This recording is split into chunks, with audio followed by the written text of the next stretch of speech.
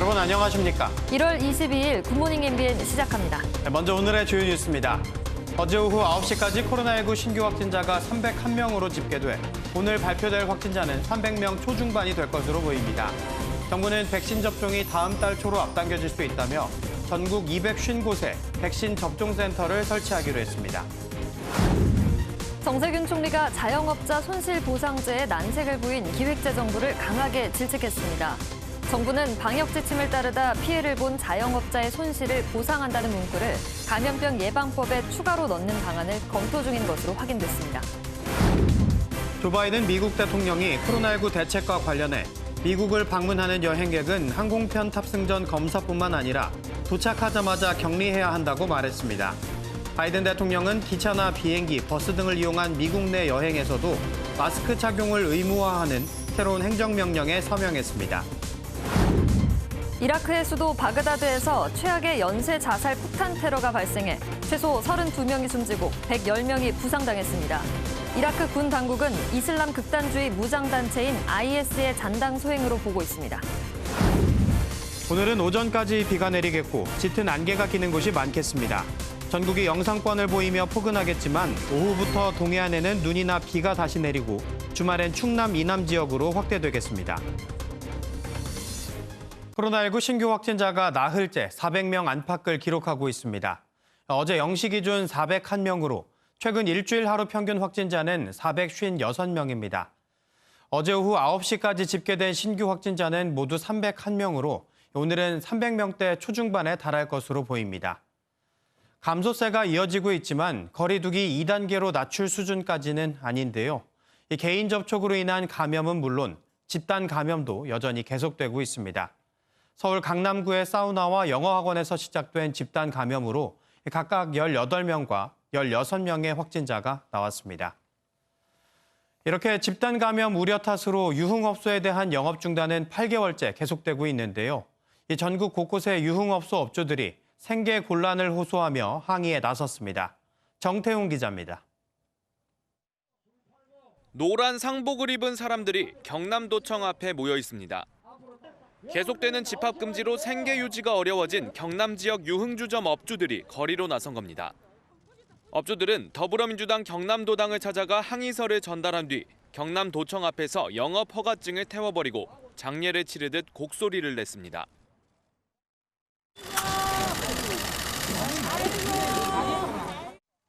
또 방역 지침에 항의하는 내용의 손팻말과 현수막 등을 들고 구호를 외치기도 했습니다. 유흥업소 업주들의 항의성 집회는 전국에서 잇따랐습니다. 한국유흥음식업중앙회는 국회의사당 앞에 모여 지난해 3월 이후 8개월 동안 영업을 못했다며 유흥업소만 차별을 받아 길거리로 나올 수밖에 없다고 비판했습니다. 부산에서는 유흥업주의 사망을 뜻하는 모형관을 만들어 불만을 표출하는가 하면 전북에서는 살려달라는 내용의 근조화환으로 목소리를 내기도 했습니다. 인천에서도 업주 100여 명이 시청 앞에 모여 집회를 열고 정부의 보상 대책을 요구하는 서명운동을 진행했습니다.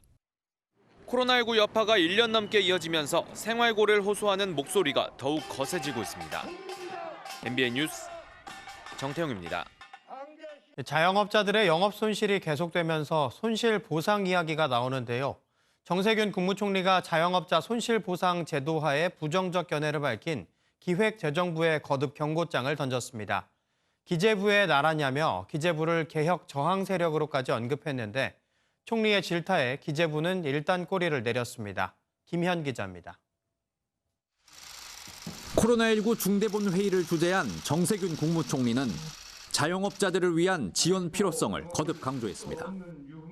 특히 기획재정부를 콕 집어 지목하며 제도화를 직접 주문했습니다.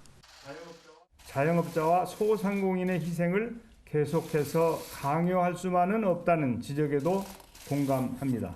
기재부 등 관계부처는 국회와 함께 지혜를 모아 법적 제도 개선에 나서주시기 바랍니다. 앞서 재정적 이유를 들어 자영업 손실보상 법제화에 공개적으로 난색을 보인 기재부에 경고장을 날린 겁니다. 해외 같은 경우에도 저희가 1차적으로 살펴본 바에 따르면 법제화한 나라는 찾기가 쉽지 않고 해당 내용을 보고받은 정 총리는 이 나라가 기재부의 나라냐며 경로한 것으로 알려졌습니다. 또 언론 인터뷰를 통해 기재부를 개혁 저항 세력으로까지 언급했습니다. 정 총리의 질타에 기재부는 하루 만에 태도를 바꿔 제도화 방안을 찾겠다고 밝혔습니다. 국가경제자문회의에 참석한 김 차관은 손실보상을 제도화하는 방안을 상세히 검토해 총리 지시를 충실히 따르겠다고 설명했습니다. MBN 뉴스 김현입니다. 고위공직자범죄수사처, 줄여서 공수처가 20년이 넘는 산통 끝에 공식 출범했습니다.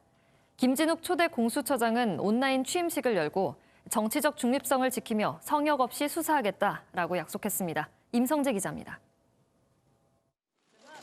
고위공직자의 부패 범죄를 수사하게 될 고위공직자범죄수사처가 지난 1996년 처음 설립 논의가 시작된 지 25년 만에 큰 산통을 거쳐 공식 출범했습니다.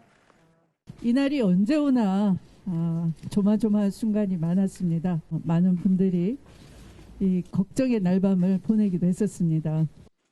김진욱 초대 공수처장은 취임식에서 주권자인 국민 앞에 오만한 권력이 되지 않겠다고 강조했습니다. 정치적 중립성과 독립성을 철저히 지키고 고위공직자의 비리를 성역 없이 수사함으로써 공정한 수사를 실천해야 할 것입니다. 공수처 공약을 내걸었던 문재인 대통령도 김 처장에게 임명장을 수여하면서 우리 사회를 부패 없는 사회로 이끌어달라며 각별한 기대감을 보였습니다. 공수처는 핵심 업무인 수사, 기소, 공소유지와 관련해 기능상 상호견제를 위해 수사부와 공소부를 분리합니다. 김 처장은 공수처 2인자인 차장은 다음 주쯤 제청할 것이라고 밝혔습니다. 법조계에선 차장을 비롯해 검사와 수사관 인선을 마치고 공수처가 본격 가동되기 위해서는 적어도 한 달 이상은 걸릴 것으로 보고 있습니다. MBN 뉴스 임성재입니다. 2019년 김학의 전 법무부 차관이 재수사를 받기 전 해외로 나가려다 출국 금지 조치를 받은 과정에 위법이 있다는 의혹이 이어지고 있죠. 사건을 수사 중인 검찰이 어제 법무부와 공정위 등을 전격 압수수색했습니다. 최영규 기자입니다. 검찰이 김학의 전 법무부 차관의 불법 출국 금지 의혹 사건과 관련해 법무부를 압수수색했습니다. 법무부와 함께 이규원 검사가 파견 근무 중인 정부 세종청사의 공정거래위원회 법무보좌관실에 대해서도 압수수색을 진행했습니다. 이 검사는 대검 과거사 진상조사단 소속으로 2019년 3월 허위 출국 금지 요청서를 작성한 것으로 알려졌습니다. 법무부와 공정위를 비롯해 출입국 본부와 인천공항, 대검찰청 등 압수수색 대상은 최소 6에서 7곳으로 알려졌습니다. 이렇게 검찰이 대대적인 압수수색에 나선 것은 윤석열 검찰총장이 사건을 안양지청에서 수원지검 본청으로 넘긴 지 일주일 만입니다. 검찰은 압수물 분석을 통해 김 전 차관의 출국 정보가 불법 조회됐는지, 불법으로 긴급 출국 금지가 요청됐는지 의혹이 담긴 공익신고서 내용의 사실 여부를 확인할 방침입니다. 이미 무혐의 처리된 중앙지검 2013년도 사건 번호를 기재한 출금 요청서로 출국을 막았고, 긴급 출금 승인 요청서에서 있지도 않은 2019년 내사 번호를 찍어서 허위의 공문서를 작성한 걸로. 법무부는 김 전 차관이 출석 요구에 불응하고 심야에 국외 도피를 목전에 뒀었다며 당시 출국 금지 조치는 적법했다는 입장입니다. 검찰은 오늘 2차 압수수색을 이어갈 예정인데 조만간 법무부와 과거사 진상조사단 관련자들도 불러 당시 상황을 조사할 방침입니다. MBN 뉴스 최영규입니다. 검찰이 이용구 법무부 차관의 택시기사 폭행 사건을 재수사하고 있는 가운데 사건 당시 경찰이 이 차관을 입건하지 않고 내사 종결한 경위도 조사하고 있습니다. 서울중앙지검 형사 5부는 최근 블랙박스 업체 관계자와 경찰 수사관이 통화한 내역과 문자 메시지 등을 확보해 조사 중인 걸로 알려졌습니다. 앞서 검찰은 이 차관이 탔던 택시 기사의 휴대전화에서 사건 당일 영상을 복원하고 이 차관이 탑승했던 택시의 위치 정보 시스템 자료도 확보했습니다. 국세청이 자신을 도청하고 있다며 8살 딸을 흉기로 찌른 40대 친모가 경찰에 붙잡혔습니다. 같이 살던 14살 아들이 이를 보고 동생을 방 안으로 피신시켜 더 큰 화를 막을 수 있었습니다. 조동욱 기자입니다. 방호복을 입은 소방대원들이 엘리베이터로 향합니다. 곧이어 경찰에 둘러싸인 여성이 탑승하더니 삿대질을 하며 횡설수설합니다. 서울의 한 아파트에서 8살 딸을 흉기로 찌른 친모가 경찰에 붙잡혔습니다. 막 무섭다고 저기는 날아가서 막 여자 울고 애들 울고 엄마 막 우는 소리 들리고 죽는다고 하나 그렇게 계속. 더 큰 화를 막은 건 14살 아들이었습니다. 아들은 칼에 찔린 동생을 보고 곧바로 방으로 데리고 가 들어오려는 친모를 온몸으로 막아낸 것으로 알려졌습니다. 인근 주민들은 친모가 평소에도 술을 마시고 괴성을 지르는 등 소란을 피웠다고 주장했습니다. 와서 저녁에는 나도 죽인다.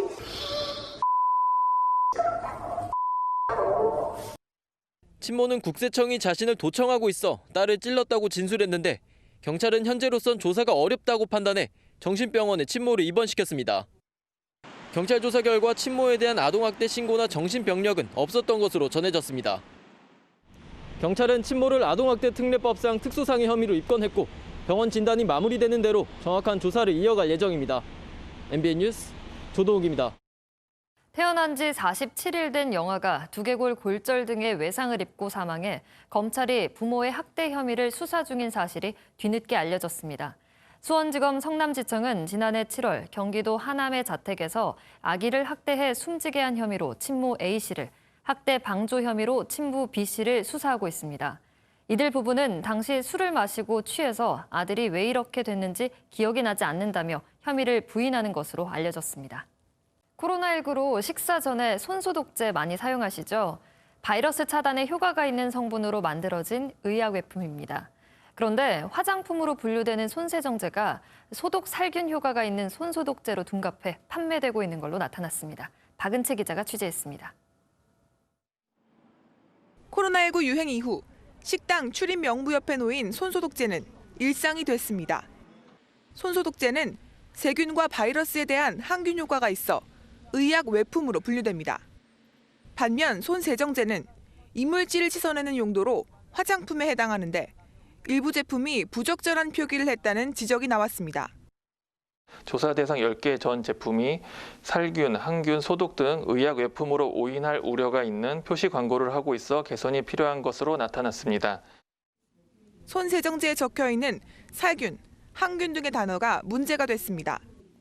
따라서 약국이나 마트에서 바이러스 차단을 위한 소독제를 살 때 의약 외품인지 확인이 필요합니다.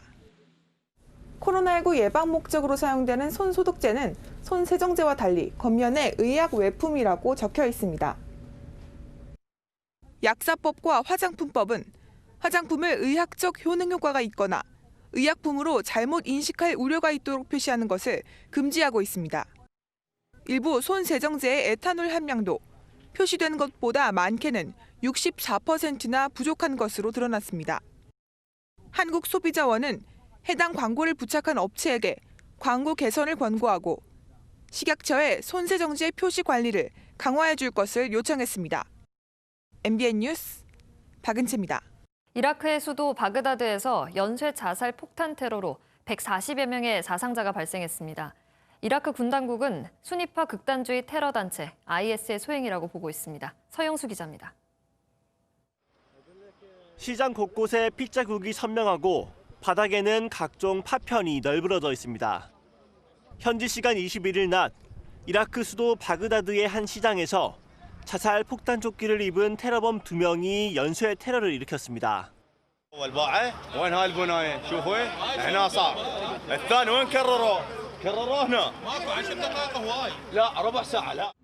이 사고로 현재까지 최소 32명이 숨지고 110명이 다쳤는데 부상자 중 일부는 상태가 심각한 것으로 알려졌습니다. 가뜩이나 붐비는 시장 한복판에서 테러범들이 사람들을 불러 모으면서 피해가 컸습니다. أول أوحى للناس بأنه تعرض إلى حرق ما أن تجمعت حول الناس لإسعافه بغيرة العراقيين وشهامتهم حتى فجر نفسه وسط الناس. 이라크 군 당국은 순위파 극단주의 테러 단체인 IS의 소행으로 보고 있습니다.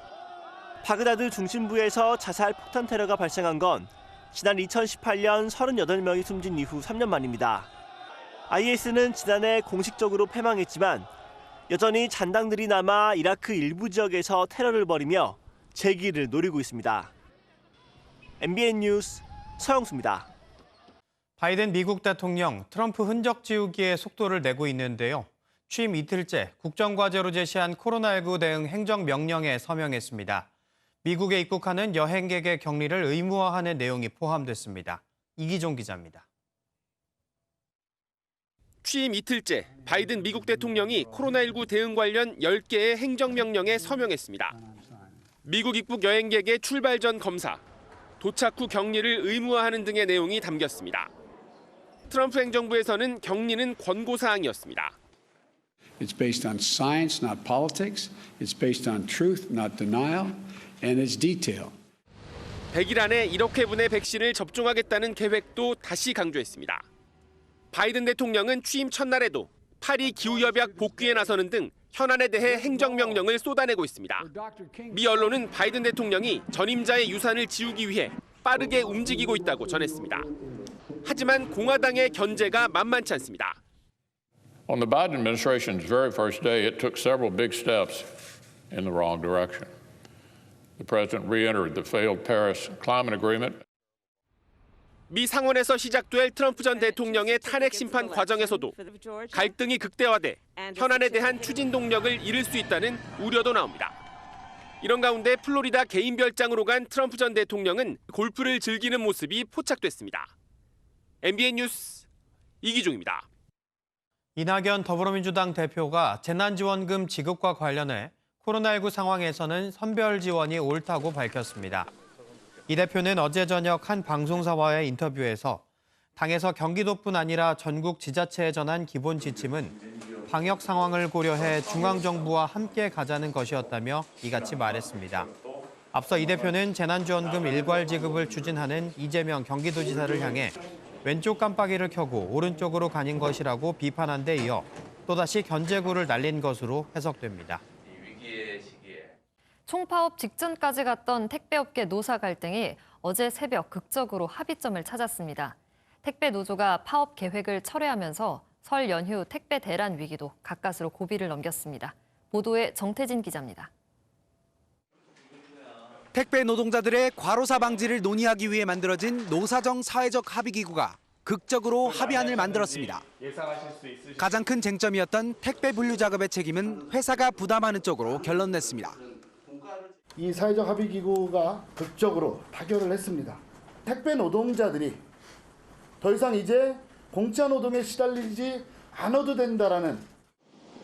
분류는 택배 기사들이 배송 전에 물건을 차량에 싣는 작업으로 택배사들은 이 작업을 택배 기사에게 맡겨왔습니다. 택배 노조는 분류 작업이 과로의 주요 원인으로 택배 업체의 몫이라고 주장해왔습니다. 노사정은 분류 작업을 택배 노동자에게 넘기지 않고 택배 회사가 자동화 설비를 갖추거나 별도 인력을 투입하기로 의견을 모았습니다. 이에 필요한 비용은 회사가 전적으로 부담하기로 했습니다. 가장 큰 고민 가운데 하나인 택배 노동자 과로사를 어떻게 없앨 것인가에 대한 합의가 이루어졌습니다. 회사 부담이 커지는 데다 택배비 현실화도 합의안에 포함돼 있어 일각에서는 소비자들의 택배비 부담으로 이어질 것이라는 우려도 나옵니다. 결국 물건을 판매하는 쇼핑업체와 택배회사 그리고 택배기사 간 복잡한 배송비 체계를 손대지 않으면 언제든 문제는 또다시 불거질 수밖에 없습니다. 합의기구에서는 또 택배 노동자의 과로를 막기 위해 근무 시간을 제한하기로 했지만 택배 노동자들의 수입 감소로 이어질 수도 있어 시행 시기는 당장 못 박지 않았습니다. 노사 합의가 극적으로 이뤄짐에 따라 27일부터 총파업을 예고한 택배 노조는 파업을 철회했습니다. MBN 뉴스 정태진입니다. 다른 사람의 팔을 이식하는 시대가 열렸습니다. 국내 의료진이 2년 전 사고로 오른팔을 잃은 남성에게 뇌사자의 팔을 이식하는 수술을 했는데요. 이 수술이 성공했습니다. 손과 팔 이식이 법적으로 허용된 뒤에 이뤄진 첫 사례입니다. 강대엽 기자입니다. 의료진이 절단된 팔 부위를 꼼꼼하게 소독합니다. 곧이어 새로운 팔을 이식하고 접합 부위를 붕대로 감아줍니다. 서울 세브란스 병원이 2년 전 사고로 오른팔을 잃은 최 모 씨에게 뇌사자의 팔을 이식하는 데 성공했습니다. 62세인 최 씨는 1년 동안 이식 대기자로 등록돼 있다가 이달 초 뇌사 판정을 받은 기증자의 팔을 지난 9일 이식받았습니다. 성형외과와 정형외과가 협업했고 17시간에 걸쳐 뼈와 근육, 힘줄, 동맥, 정맥, 신경, 피부를 접합하는 고난도 대수술이었습니다. 기증하신 분 조직도 잘 썼지만요. 가지고 계신 이 환자분 조직도 굉장히 보호하면서 썼기 때문에 양쪽 그 조직을 굉장히 좀 보호하고 필요한 부분은 아껴 쓰면서 이렇게 좀 잘 연결을 하였습니다. 의료진은 특히 반대편 팔과 길이를 맞춰 이식 수술을 마무리했습니다. 최 씨는 현재 면역 거부 반응이나 다른 부작용 없이 건강한 상태인 걸로 확인됐습니다. 이번 수술은 지난 2018년 8월 손과 팔 이식이 합법화된 후 처음으로 시행돼 성공한 사례입니다. MBN 뉴스 강대엽입니다. 미국에선 코로나19 백신의 효과와 안전성을 의심하는 사람들이 적지 않은데요. 이 영화 터미네이터로 유명한 아널드 슈워제네거 전 캘리포니아 주지사가 살고 싶으면 맞으라고 말했습니다. 터키에선 입원 치료 중인 주인을 병원 밖에서 며칠씩 기다린 충견이 화제입니다. 해외 소식 전광열 기자입니다. I'll be back. 돌아오겠다는 뜻의 I will be back과 함께 영화 터미네이터의 명대사로 꼽히는 살고 싶으면 따라와. Come with me if you want to live. 올해 74살인 터미네이터 아놀드 슈워제네거가 검은색 선글라스 대신 검은색 마스크를 착용하고 살고 싶으면 따라오라고 말했습니다. All right, I just got my vaccine, and I will recommend it to anyone and everyone. Come with me if you want to live. 미국 백신 접종률이 3.7%에 불과한 가운데 살고 싶으면 맞으라는 터미네이터의 권유로 접종률이 올라갈지 주목됩니다.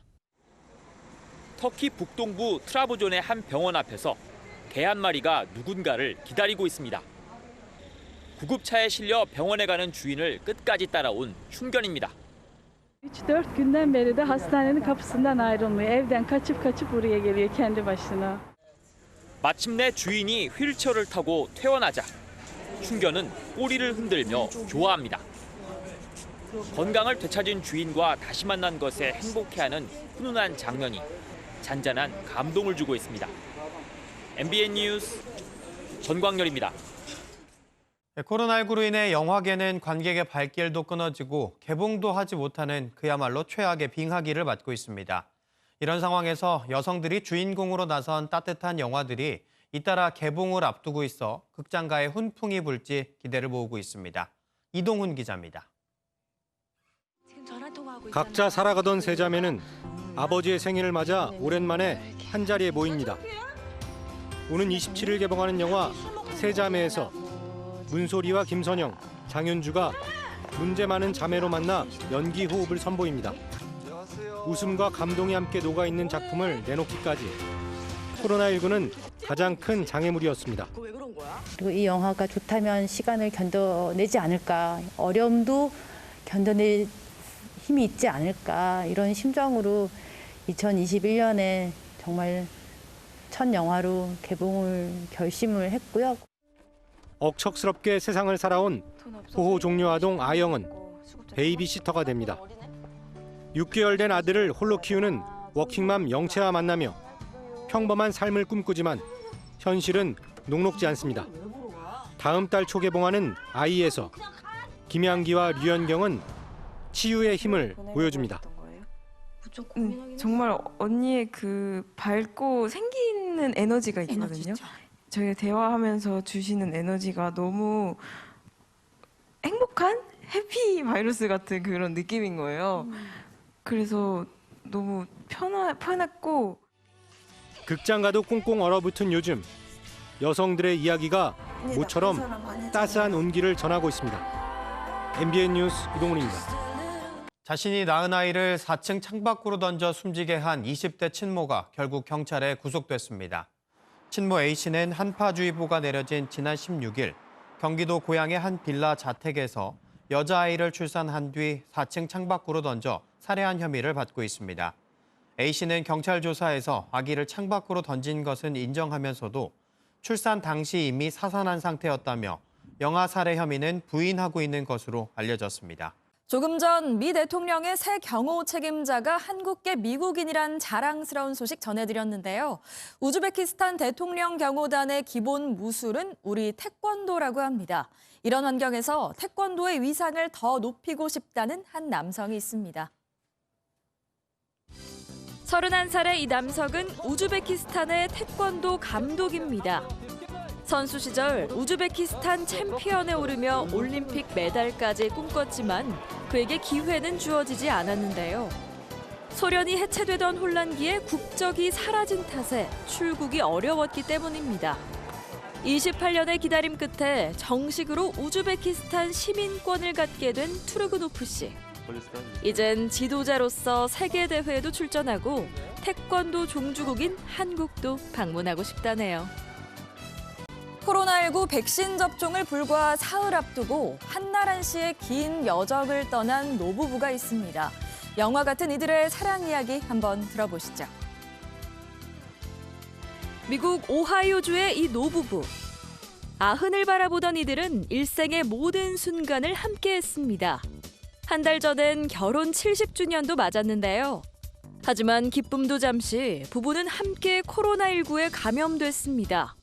마지막 순간이 다가오자 병원에선 함께할 수 있는 큰 병실을 마련해줬고 부부는 끝까지 손을 꼭 잡은 채 몇 분 차이로 함께 숨을 거뒀는데요.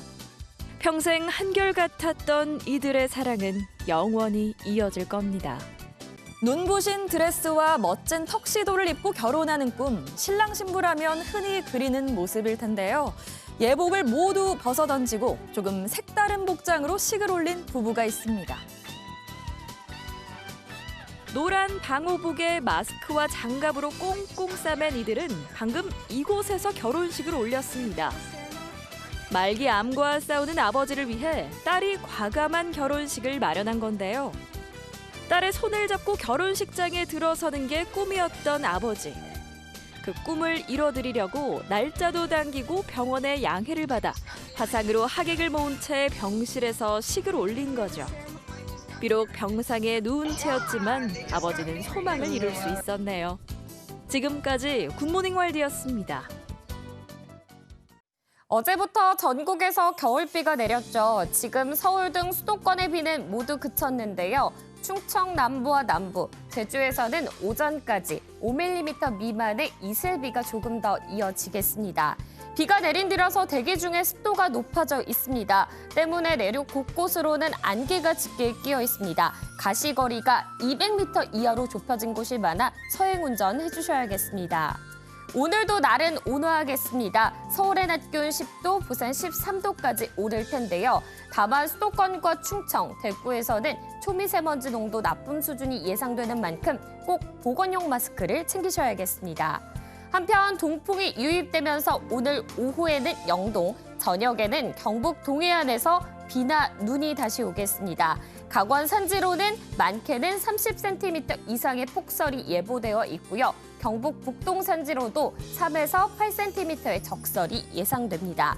반면 제주는 기압골의 영향으로 오늘 오후에 남부지방은 내일 새벽부터 비가 오겠습니다. 비의 양은 제주에서 20에서 60mm, 남부 곳곳으로는 적게는 1mm 안팎에서 많게는 30mm 정도가 되겠습니다. 지금 전국이 흐리고요. 충청과 남부 곳곳에서는 비가 오는 곳이 있습니다. 충청 남부와 호남, 경북 남부는 아침까지, 경남은 오전까지 비가 오겠습니다. 그 밖의 지역에서도 낮까지는 빗방울이 떨어질 수 있겠습니다. 오늘 오후부터 휴일까지 영동과 남부 곳곳으로는 비나 눈이 내리겠습니다. 이 시각 기온 살펴보겠습니다. 서울 5도, 안동 2.9도, 전주 7.6도, 광주 8.1도, 대구 5.2도로 어제보다 높게 시작하고 있고요. 낮 기온 역시 서울과 춘천 10도, 청주와 대전, 안동 11도, 창원 10도까지 올라 온화하겠습니다.